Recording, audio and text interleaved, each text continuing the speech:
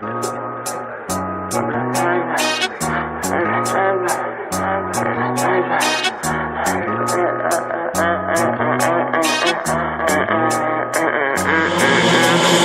black and I'm proud. I'm black, they can't keep me down. I'm black and black with a smile. A black beam of the match. Two afro puffs in the point that you're making is that there's definitely levels to this thing, right? And for even the folks who we look at as, folks who are bad actors and what criticisms that they levy against the community, there are certain points that we have to consider in the process of how we evaluate the whole thing, right? Because yes, we are talking about systematic racism, but then there is something apart from that for each individual to take on in terms of the responsibility for community and what it is that is going to be our individual contribution and how it is that we organize as a community to be able to make the change that we're looking for. And then you get into the politics of who you're voting for and who represents you and how it is that you represent the ideas that you say that you stand for when you're, out there speaking and talking about what it is that we as Black people need to do. What are you as an individual doing? And I think that's fair. And but I think the other thing too is, and I had this conversation with Myron, and it's like some folks is like Black Lives Matter is great, but I got to feed my son, right? And that means I got to work 40, 50, 60 hours a week. So yeah, no, I can't protest. And you know what? I can't do any of the things that some people might think I should be doing, voting, blah, blah, blah, because I got to make sure that I can put food on the table and I got to make sure my little one gets to school on time, and I just don't have time, And I think it's that survival thing that a lot of us, we've seen it. We know people growing up that were existing in that space of survival where the thought of trying to fight for our rights, and they're like, yeah, I wish I could do that, but I'm trying to eat, right? I'm trying to put a roof over the head, and I got to do any and everything necessary in order to do that. And I think that's something that also lends itself to like, how do you facilitate getting somebody to be able to participate when the survival part is really their first, concern, and maybe it should be, But they are participating. See, that's the thing we're missing. They don't have to march. By them working tirelessly to put their kids through school and keep a roof over their head, you know what they just did? They produced one less citizen that anybody else has to worry about. Right. Because they are instilling work ethic, they're instilling discipline, and they're instilling all that stuff. That's one less person. So there are a bunch of people at marches whose kids are being babysat by someone else that who knows what the babysitter's doing. This person's going to work. They are participating. So I think sometimes we forget that. You carry a sign, but you know what? Like I said, let's go back. That dad that's working, that's coming home, tired, sitting down, doing homework, even if it's only 2 days a week, having dinner with their kids a couple days a week, that's more sometimes than necessarily making a protest. Yeah. Because you're teaching things at all times. No matter how busy I am, I can make it home and do homework with you. So you know what that kid's gonna do when they grow up and get married? They're gonna find a way to make it home to do homework with their kids.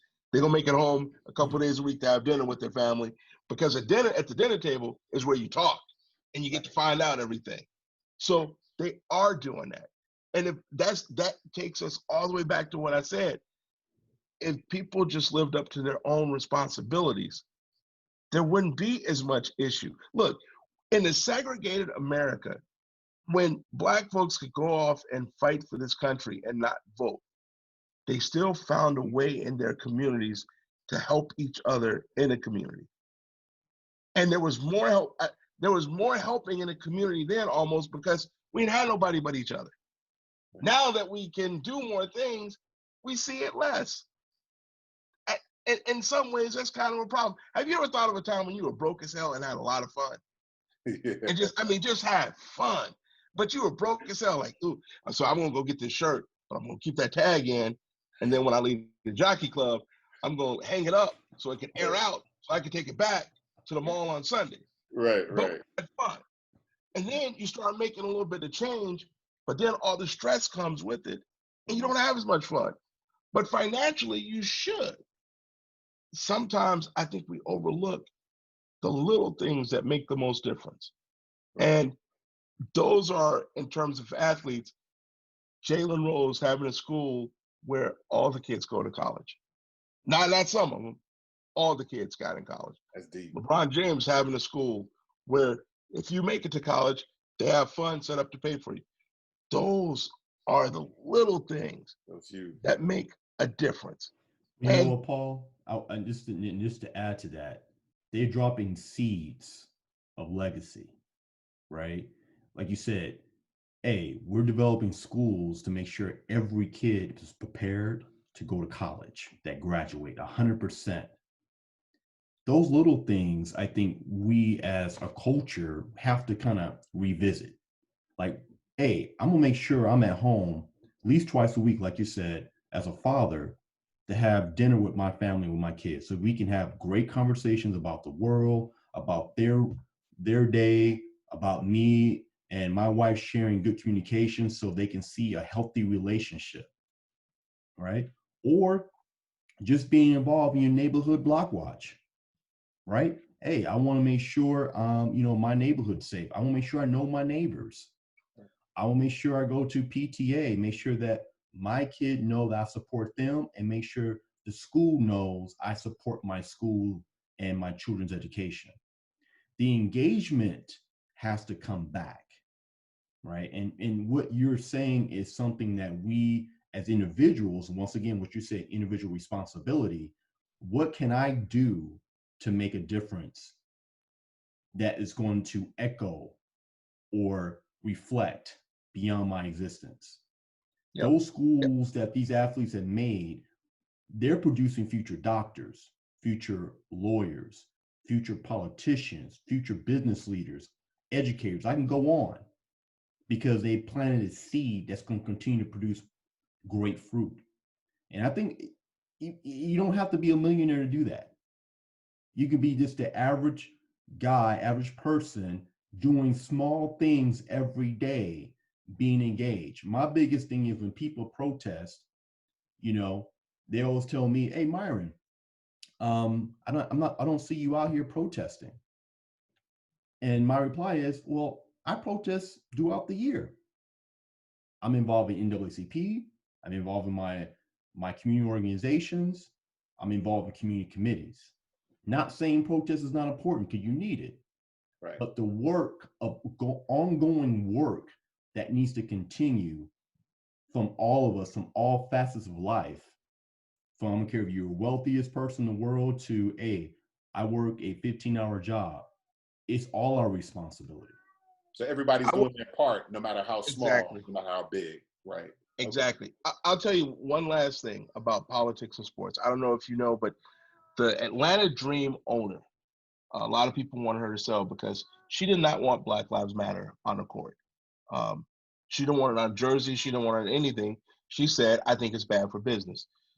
She is a staunch Republican, and she is a person that just doesn't believe in the moniker of Black Lives Matter. So a lot of the players today from her own team, all of her players, and players from the Mercury, wore shirts that said something like "We support," and it's I can't think of the brother's name, but he's the head of the Ebenezer Baptist Church. He's running against her for her seat.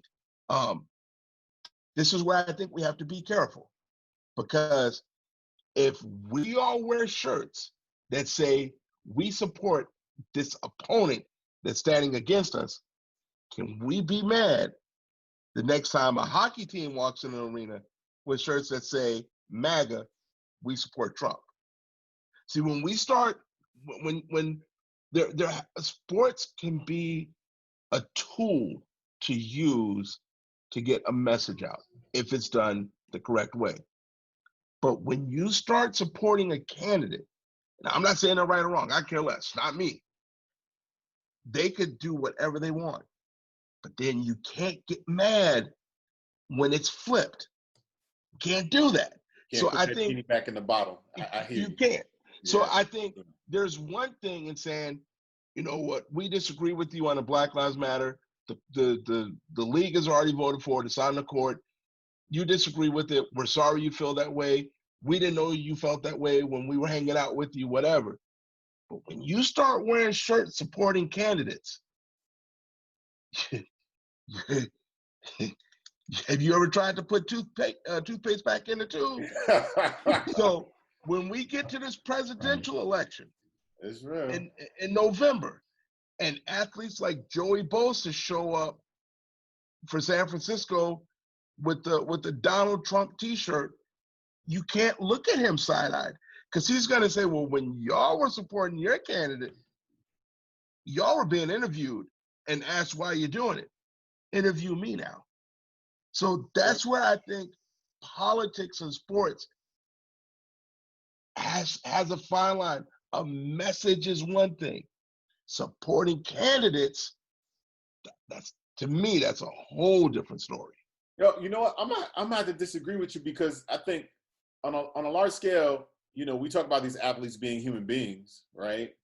And we talk about them being leaders, and we talk about them, you know, pretty much, you know, living their life and having to deal with the issues of their Blackness, which is it's a political thing. You know, these days, you know, they turned it into a political thing just by virtue of how it is that they legislate. So I think from that standpoint, I don't know what else, you know, beyond, you know, doing great things in the community and supporting social issues that are important to our community. They almost have to, on some level, get involved when it comes to politics, because those politics govern the business of sports. And we saw the impact when Donald Trump became elected, and some of the things that he was saying, and the impact on how it impacted their sport in general. So I think it's one of those things that it's a part of life. It's part of the evolution of the athlete, almost. You know what I mean? It's true. There's one thing, though, in supporting a candidate. It's another thing in forming a group together. Let me ask you this: if you worked for Chase back in the day and you did not like Jamie Dimon, would you wear a shirt into work that said, "I support firing Jamie Dimon and hiring the CEO from Bank of America to come over here"? Yeah, yo, you're right. I know, wouldn't. But you know what's interesting? I went to work one day and I saw somebody with a Trump thing in their cubicle, and I'm like, oh, we doing that now? Yeah. Oh, right. But my point though is, but if they let that go, then they can't get mad if you put up the next thing. And so all I'm saying is, if we're now going to say that's okay to do, that's okay because she didn't like this for whatever reason. I don't know, that it could make her the worst person wrong. Not my call. But if we roll like that, all I'm saying is, come November, when that flips, we can't get mad because that's all I'm saying. I agree with you. 100%. Listen, those protesters that showed up at, I want to say it's the Michigan State House with guns. Oh, right? That was crazy. And then the following day, that sister that came there with her own group of brothers with guns, I was like, yo, sometimes you got to meet them where they at. You know what I mean? If that's what we're doing, I guess that's what we got to do. Exactly. So I'm just saying, that's why I think sports and politics has to just be careful. It's one thing when I'm on my own time saying I support this person. But if I'm going to wear something to my job that says I support something, if she has 4 players that love her and they show up tomorrow at the game with shirts that say I support her, we're going to look. But you know what, to me, it's good to know where you stand, right? It is.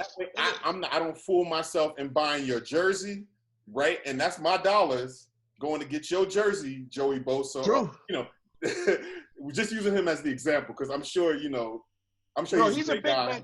He's a big MAGA fan. He makes no secrets about it. He makes no bones about it. And there are guys in San Fran that refuse to buy a Joey Bosa jersey just because of that. Now, I think they go too far on the other way. Kaepernick's jersey was used on a dog training thing with the military, where they put the jersey on a guy that allowed dog, they train dogs to attack. Mm-hmm. And they were wearing the Kaepernick jersey, and the military had to come out and apologize for that. So there are times where you go too far. But in that moment, thank you for letting me know how you really feel, right? Exactly. Because now we know what the deal is with those people, and they're identifying themselves, whereas we would go under the assumption that everything's all good. So, but that's the power of democracy, though, too. I think sometimes that's my point. We misunderstanding of democracy, where it can be on both sides, right? Right. If I'm wearing a Biden shirt, well, my next door neighbor could be wearing a Trump shirt. If they interviewing me regarding my views on Biden, they may be interviewing my neighbor on Trump.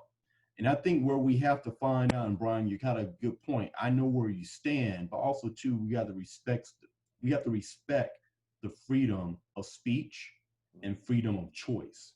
And I think, Paul, you have a good point, because right now we're feeling the moment, right? Black Lives Matter. Oh, it's all about us, all about us. But it can easily flip just like that, where people can come in with Trump shirts and magnet hats and promote it on their products, promote it on, through their public platforms. It can easily flip flop. And we have to be able to, like you said, adjust to that. But also too, I think the major thing that we need to also understand, that we have to harness that energy, and we have to really be able to be about the cause. Because at the end of the day, it's about the value, it's about the principle, and really it's about humanity. What's really right for an individual to be successful in society? What's the really, I guess, cause or responsibility for me to be able to have health insurance? Make sure if I get sick, it's free for everybody. Those are things that we got to get knowledgeable on. So when we debate, we have enough strength to say, wow, I know my rights, I know the issues, and I know they're for a greater good. So then when we have that neighbor that is a Trump supporter, or that coworker that has a Trump bumper sticker on their car, and no hate at all, and they're not trying to start a fight or argument, but a healthy debate, you'll find out that, hey, you know what? This is why I'm confident about Black Lives Matter. This is why I'm confident about my candidate. This is why I'm confident about the position I stand on this particular political issue, because I know the facts, I know the data, I know the outcomes, I know the origins of it. And I think sometimes we get a little hesitant about that when we see someone else. Oh man, they have a magnet hat on. Ooh, I can't stand those people. Okay, here we go. Here we go again. Right, here we go again. But once again, are you able to debate those issues and have a healthy debate and healthy conversation? And respect not because someone with theirs. You know what I mean? Listen. Yeah. I have a friend that said something one time, and he didn't look at it this way. And I don't know who we voted for. Obviously, no one knows who anyone votes for. They could tell you who they voted for, right? And they could pull that whole different lever. Right. We were talking about 1600 before, and he said, "Well, all I really care about is my money." He goes, "I make good money," and a lot of regulations that he cut or that he's deregulated and said we're going to go for it, for what I do, it makes me a lot of money. So I got to roll with that. I don't really care about him. And I said, this is where the difference lies, because you can care about the green only because you don't have to worry about the systemic stuff. See, even if I worried about only the money, I still got to worry about being stopped driving home. I still got to worry about if I'm in the store and I'm in, in a really good quote unquote neighborhood and I'm in a jewelry store, how many eyes are on me wondering, can he really afford this? Is he casing the place? See, for you, it can just be about the money and you don't have to worry about anything else. For me, I can vote for the money, but I still got to worry about everything else. So maybe for me, my ethics are going to say, I can't put someone in office, even if they're good for me financially, if I know the way they truly feel about me and my skin color. And he said, you know what? I never really thought about it like that. He goes, I got to think about that some more. Now, knowing this dude, he probably still voted for his money. but just in what you're saying, having a conversation, right? I didn't just say, oh, what you want? Forget you. I didn't just give up on it. So at least I hopefully opened an eye to something that someone didn't think of before. Yeah, I think you did. Speaking about money, I want to throw something out there. This is a hard left, okay? My wife and I use this phrase, hard left, when we're shifting gears. This is a hard left because this is something I want to make sure that we get to. Have you guys ever heard of a susu? A what? I have. Susu. All right, so let me just I'm going to frame it for you, okay? Okay. And Myron, feel free to come in. Okay. So, a susu is it's a traditional way of collectively putting money together, almost like a CD, right? But this CD is based on a gift economy, right? It's based in traditional West African collective values of putting money together and rotating it so that everyone within this group, or what they refer to as a flower in the susu, everyone gets an opportunity to be gifted the full amount of the flower, right? So let's say, for example, the susu, I know one in particular that my wife is in, it gifts $3,500, right? And then how it works is that you have to put in 500, right? And then you have to find 2 other people to put in $500. Now, this money that you're putting in, you're gifting to someone who is in position within the flower to be gifted that money. And then it rotates to the next person, which those 2 people that you're bringing in, they gift to that person who shifts. And it's just a constant, it's kind of like a money ecosystem, right? Where depending on where you are in that flower, you're facilitating the flower's growth and its ability to get someone who's in position within that flower to get that $3,500. And then it begins again. And then you can start over in this rotation of this gift economy of gifting that savings, so to speak.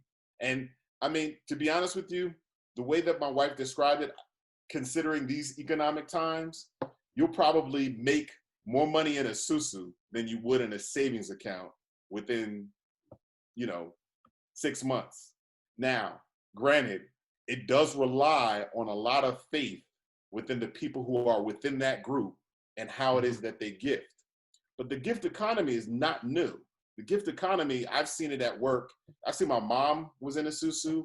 The gift economy is something that I've seen at work in Jamaica, where somebody has a tree full of mangoes, and rather than see those mangoes fall at the bottom of the tree and rot, they give it to everybody within, within equidistance of their home, to make sure that they know that, hey, I was thinking of you and I'm giving you this. And when that person has abundance, they in turn, if it's ackee, if it's banana, whatever it is, they gift it to the people around them as well. Similar to the susu, but more in a bartering sense, a bartering susu, so to speak. But Myron, I don't know what your thoughts on it, but. So this is my thoughts, right? So I've been approached 3 different times by 3 different people about it. Paul, this thing is really building, but go ahead, Myron. Yeah, it's real. No, it is. It's really building. You know, and I'm a listener, right? I want to take a look and dissect it, and I'm kind of a little bit analytical when I'm listening to these pitches, you Right. know, regarding Susu, right? So, you know, all three had different ways of entering into a Susu and different amounts. Right. Now, don't get me wrong. I think a Susu historically has worked with other cultures and other countries because there's been a history of doing that, right? It's part of their cultural behavior financially. This is still something new to the African American culture in the States. And I think we are adopting that concept because of, like you said, these are some weird economic times. Because right now, we're not really in a recession. We're really approaching a soft depression. We have a Right. lot of people out of work, close to over 45 million people. We have unemployment benefits have been basically eliminated Friday. Um, you know, 6 $200. p.m. California. Yeah. So, you know, everybody's looking for different ways to bring in some revenue besides their regular job. And a lot of people are not, you know, financially literate regarding investments and regarding other financial strategies because it's just not been taught in school or they have not seeked it out. So a so-so is one of those remedies that, you know, a lot of people are looking for this particular moment. I know some people are doing it and, you know, doing it pretty well. And I know some people kind of backed away from it. Now, for myself, I'm in the party that backed away from it because it has to me, it has to have a little bit of a track record. And, you know, my grandma always say, paper got to have paper. So that means, yeah, it's all in good faith, but things can happen when people can lose their job.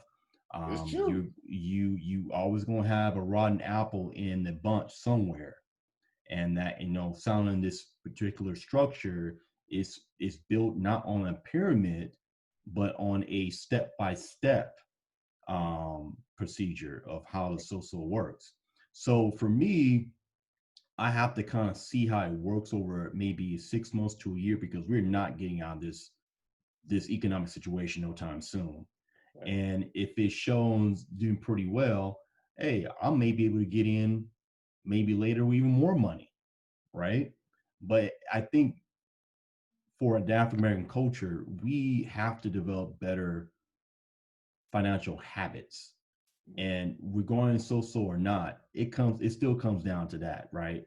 You know, you take a look at our counterparts in the country. Do they use a so? Some don't. Some just knew how to invest their money correctly at the right time. And they knew and saw signs of behaviors of the economy. Oh, every 10 years, we're going to have a dip. So that means right before 5 years before another recession, I need to make sure my money is stacked. We don't do that, right? So I think it's a good thing because we probably do need to adopt that behavior that, you know, that a lot of our African brothers and sisters do in the continent of Africa and in the Caribbean and Jamaica and things of that sort, even Brazil. But we got to make sure that we're able to be disciplined to do that, right? That's true. You know, I will say this: one of my financial professors a long time ago said, you know, it's not how much money you make, it's your behavior with that money that you make. So that means, hey, if you're Jeff Bezos, you diversify. The richest man in the world owns the Washington Post. Amazon don't own Washington Post. He does. Right? So that means, oh, even for me, you know, that have maybe 2 cents in my pocket. Well, you know what? I'm not going to put everything in one savings account.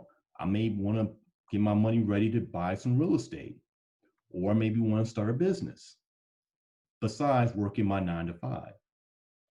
So we have to get better with that. I think the social is going to be a good start, but you know, right now, I got to see how this pans out. I was like, you said you give it the literal side eye. You like, yeah, see what happens. Because we have tried things similar to that in the past, and it crumbles down, and then, you know, People be at Thanksgiving, you know, cousin Jeff didn't pay me back my $500 5 years ago, right? That's how it can be. So Paul, you trying to get down with this susu? That's why I don't go to family reunions. I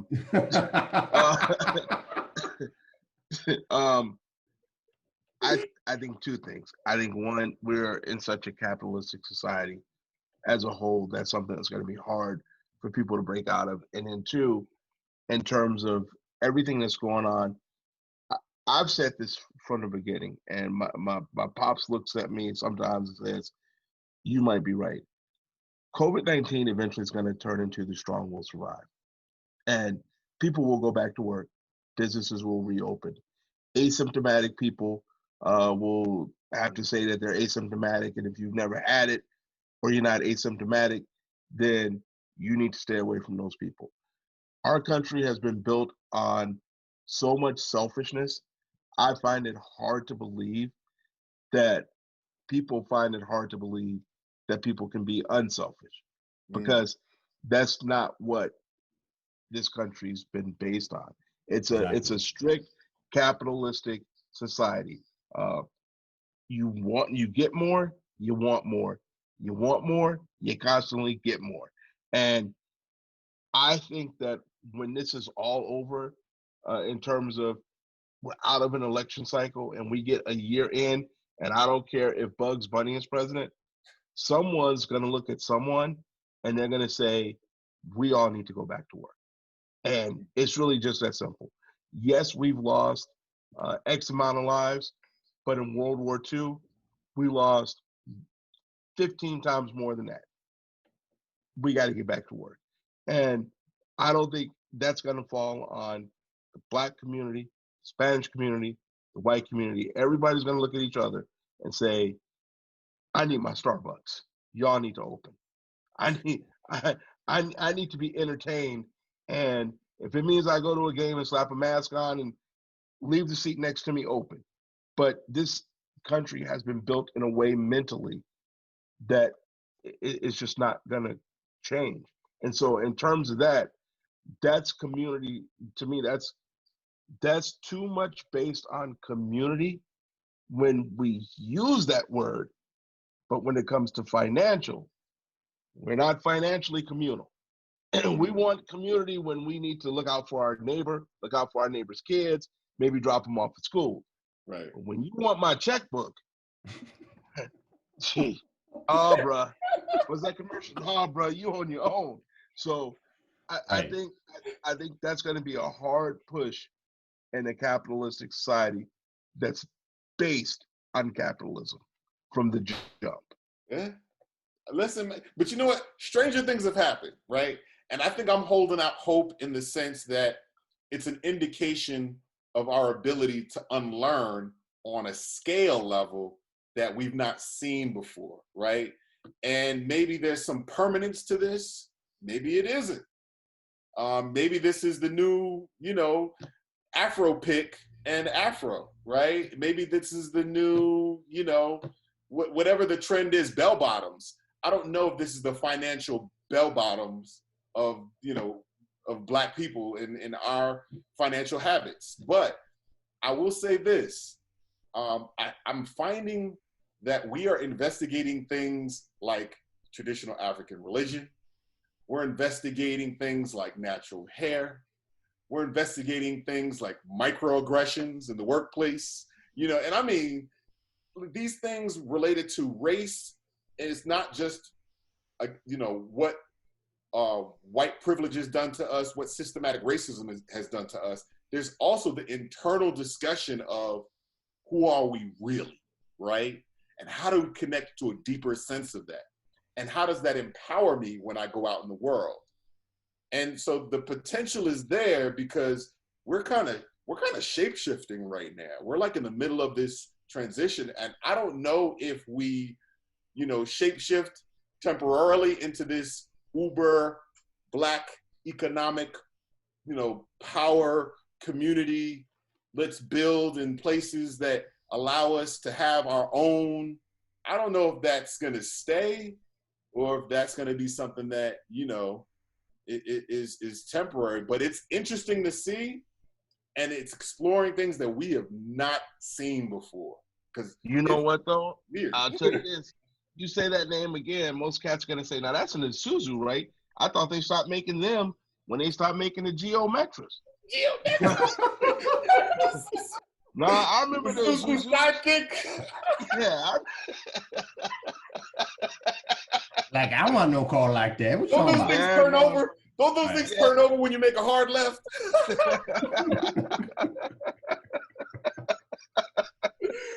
Oh my God. Oh my God. So Paul, hey, brother, thank you for being on the show, man. We gotta have Paul on again, man. We're gonna have you back on, Paul. Maybe on a panel or something like that. We thank you for the info regarding sports and politics and just breaking it down. Giving us some real meat to the bone about what's really going on in the sports world regarding Black Lives Matter and COVID-19, and then making it relatable to us in our regular lives. So I appreciate it, brother. We will have you back on the show. Yo, I appreciate the time, man. Anytime, just let me know. And then, like I said, I support these brothers out here, man. I really do. It's hard when you're an athlete and you make money. Speaking of capitalism, you have to worry about your money and your brand. And there's a lot of people out here, even those that I said may just be going along with it because it's the end thing. They still have brands and they still have young fans and they still have to explain. So, kudos to them, man, because it's not easy making that decision, and it's not easy for cats like JJ Redick and Kyle Korver to go back to their communities. Come on now, yeah. Saying I support this cat that sits next to me. So kudos to all these athletes out here, man. It's a hard gig. Remember, it's the one job that's thankless. If you sign an autograph, you're cool. If you trying to have dinner with your family and you don't sign an autograph, then you're a jerk. So no matter what, they're always, getting scrutinized for something. And a lot of times it's by cats that work in the same profession I do.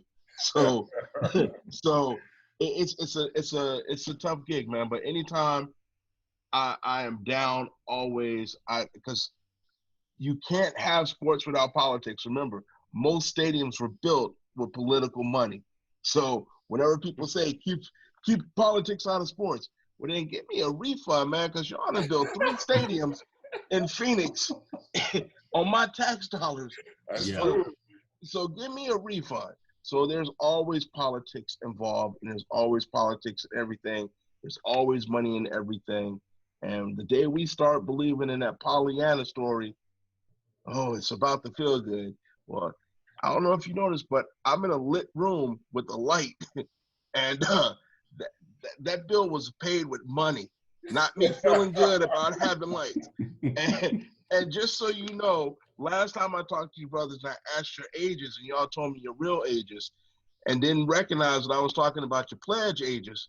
I told that to another brother named Ron Harden who pledged a while back. He goes, man, these young brothers, they should know when you ask them how old they are, you ain't asking them for their age. So when you nobody really asks these days, though.